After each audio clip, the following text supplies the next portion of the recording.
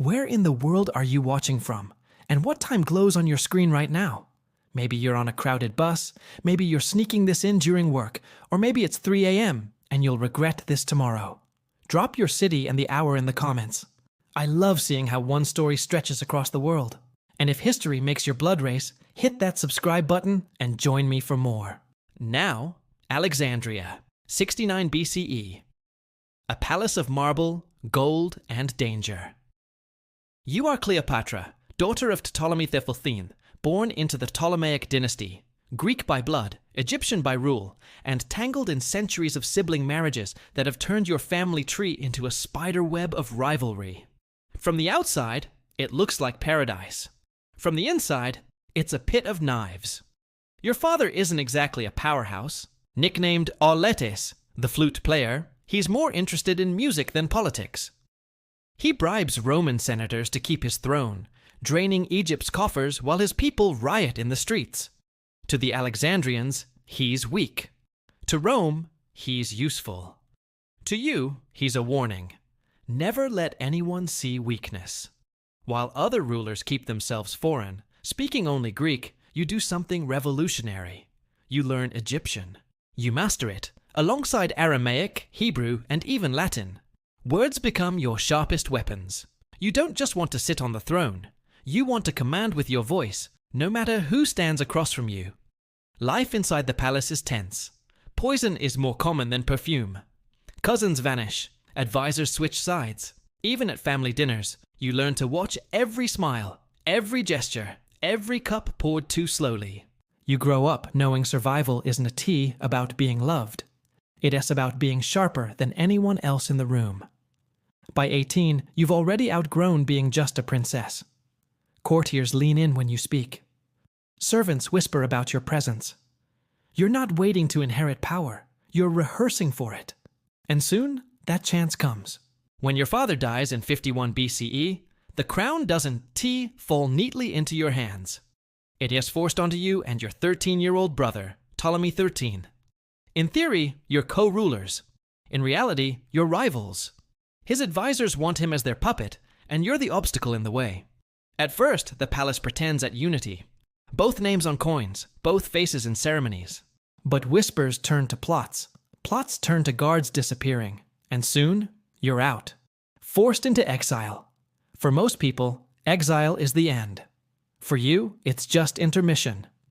In Syria, you gather soldiers and bide your time. Egypt is still yours, and you'll take it back. But history has more in store. Because in 48 BCE, Julius Caesar marches into Alexandria, chasing his rival Pompey. And you know immediately, if you can win Caesar, you can win Egypt.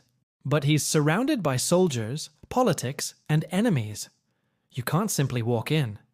So you gamble everything on the boldest entrance in history.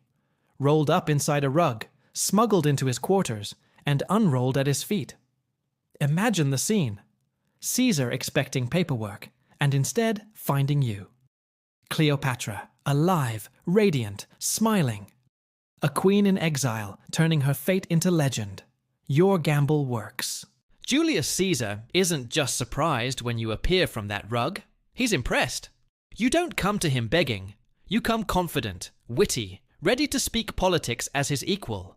In that instant, you turn from an exiled princess into a queen, with Rome's strongest general at her side. Your brother's faction reacts with fury. Alexandria erupts into chaos as Ptolemy XIII's supporters clash with Caesar's legions. Streets choke with smoke, ships burn in the harbor, and the Nile runs with blood. For weeks, the city is a battlefield. Through it all, you stay close to Caesar. And when the fighting ends, your brother is dead, drowned in the Nile while trying to flee. Egypt's throne is yours. Now you rule as Cleopatra VII, sole queen of Egypt. But you don't stop there. You and Caesar sail the Nile in a grand procession designed to show everyone that Egypt is strong again. Priests chant blessings, soldiers salute, crowds scream your name. You aren't just a ruler, you're a spectacle. And then comes your son, Caesarion, the little Caesar.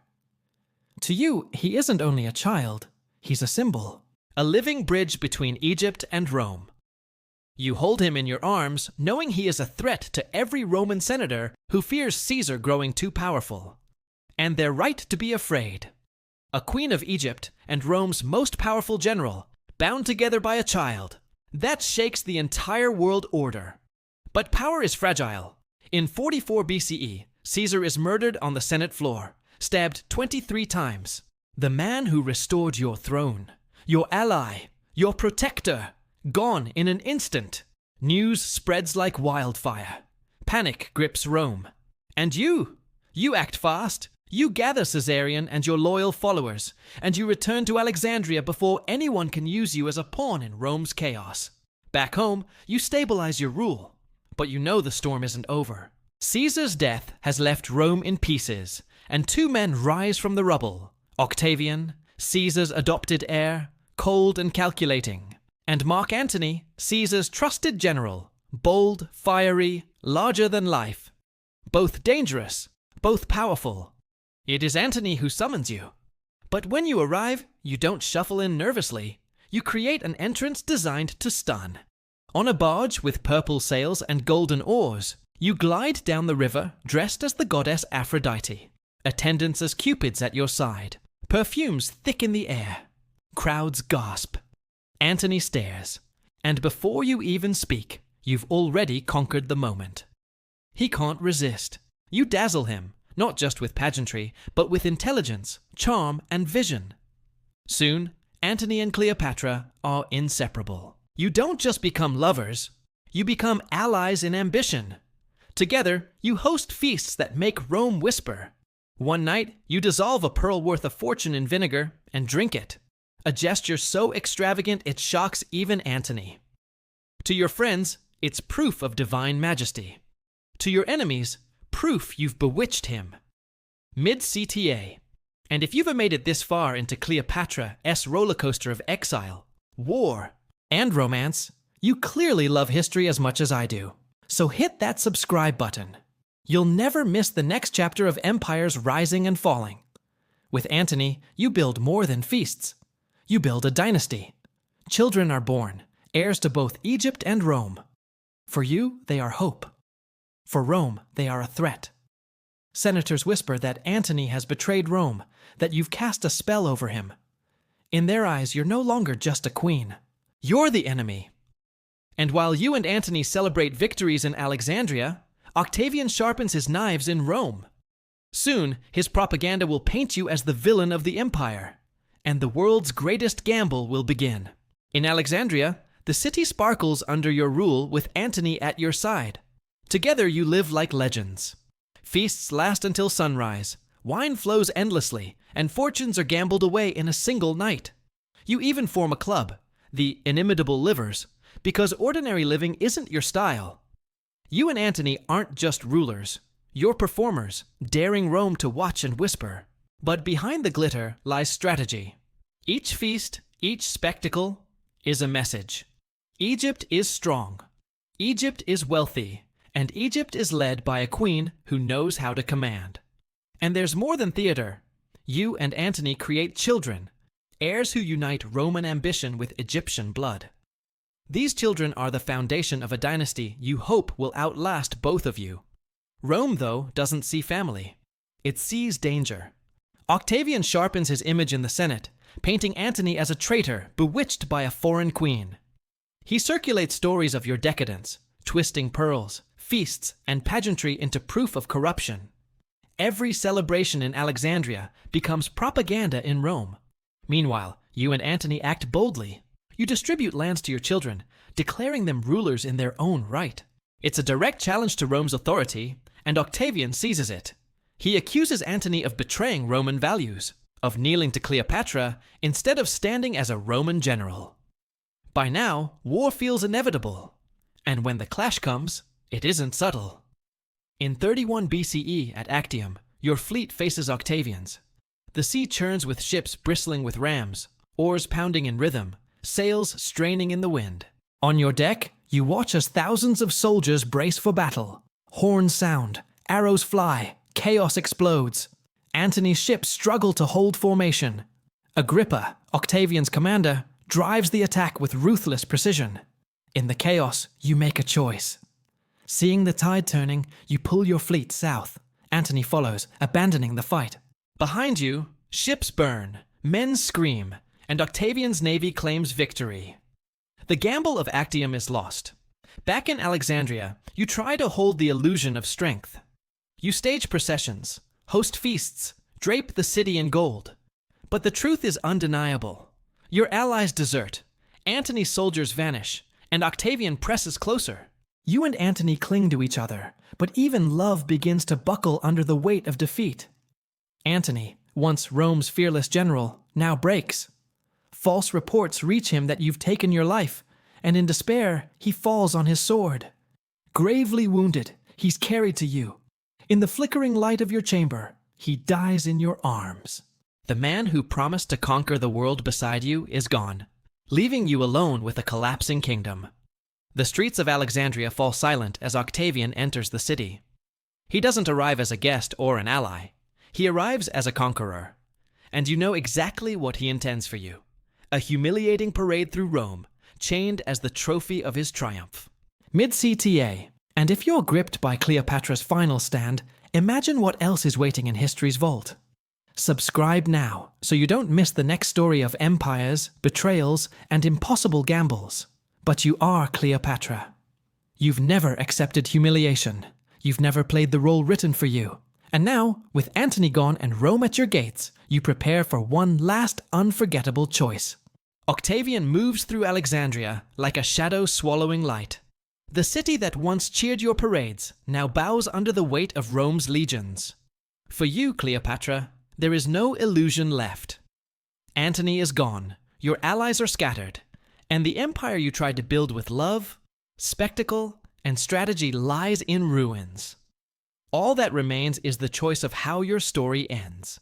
Octavian's plan is clear. He doesn't want you simply defeated. He wants you displayed. He imagines you marched in chains through Rome, paraded before the crowds as the exotic queen who dared to defy the Republic. For him, it's the ultimate victory. For you, it's the ultimate humiliation. You've ruled as a goddess, a strategist, a queen who bent even Caesar and Antony to your orbit. To be dragged as a trophy? Unthinkable. So you prepare for your last act. In your chamber, draped in royal robes, you gather the symbols of your reign. Gold gleams, incense curls in the air, and silence fills the space once alive with laughter and music. You refuse to let Octavian write your ending. Instead, you write it yourself. How exactly it happens will forever be debated. Some say you arranged for a venomous asp, hidden in a basket of figs, its bite swift and fatal. Others claim you used a poisoned ointment, carefully prepared by loyal servants. The truth is lost to history, but the result is not. You choose death over humiliation, dignity over spectacle. You deny Octavian his prize. When the news spreads, the city gasps. The last pharaoh of Egypt is gone. Octavian enters your chamber and finds not a prisoner, but a legend. He takes your lands, your treasures, even your children. But he cannot take the way you ended your story. Within a year, he renames himself Augustus, Rome's first emperor. Your dynasty is finished.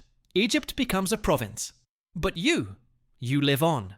Because Cleopatra is more than dates and battles. You are the queen who dared to fight Rome, who charmed the world's strongest men, who lived as both goddess and mortal. You left behind a legend that refuses to fade. 2,000 years later, your name still sparks debate, fascination, and awe. And here's the truth. History doesn't remember you because you were ordinary. It remembers you because you defied the script. You weren't just a ruler sitting on a throne.